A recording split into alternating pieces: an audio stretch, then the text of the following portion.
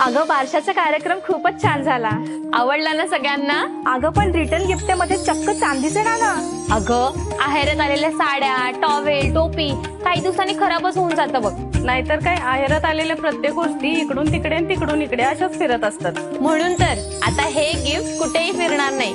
म्हणूनच मी चांदीचं नाणं दिलंय. कसं आहे ना, लोक आता आयुष्यभर ह्याला मानाने जपून ठेवतील. ते खरं आहे ग, पण हा मान पान खूपच खर्चिक वाटतोय. अगं अजिबात नाही, फक्त 1000 रुपयामध्ये मी माझ्या पाहुण्यांचा मान राखलाय. अगं 1000 रुपयात चांदीची नाणी म्हणजे भारीच म्हणायचं. आता मी पण आमच्या ज्वेलर्स कडे जाऊन विचारून घेते. नक्की जा. हो.